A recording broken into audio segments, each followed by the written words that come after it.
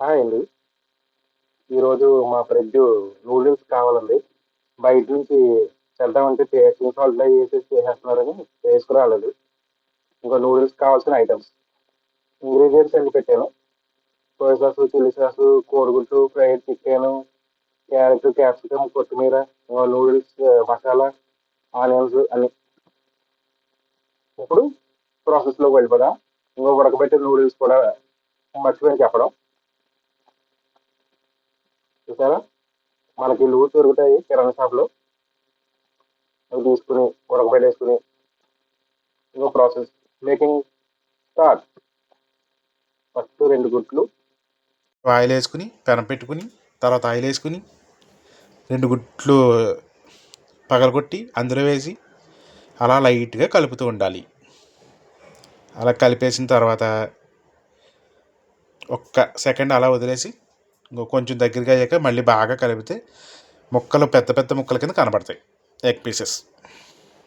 Carrot, capsicum, onions, కొంచెం కరివేపాకు, కొంచెం కొత్తిమీర అన్నీ వేసేసి మళ్ళీ ఒకసారి కలిపేద్దాం. కలిపేసి చికెన్ ఫ్రై పీసులు కూడా వేస్తున్నాను, చిన్న చిన్నవి కట్ చేసుకున్నాను. బాగా కలిపేసుకొని మినిమం రోస్ట్ చేసుకుని తర్వాత నూడిల్స్ వేసుకుని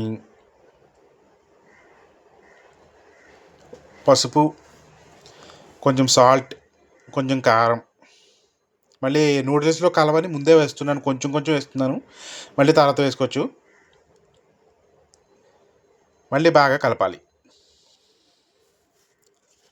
బాగా కలపండి. ఇప్పుడు నూడిల్స్ వేయండి. నూడిల్స్ పెద్ద పెద్ద లాంగ్గా ఉంటాయి కదా, కొంచెం నొక్కేసి చిన్న చిన్న వాటికి చేసుకుని జాగ్రత్తగా కలుపుకొని రండి. సూపర్ ఉంటుంది. కొంచెం టేస్టింగ్ సాల్ట్, కొంచెం సోయా సాసు, టేస్టింగ్ సాల్ట్ వేయట్లేదు, కొంచెం సోయా సాసు, నూడిల్స్ మసాలా వేసేసి కలిపేస్తున్నాను.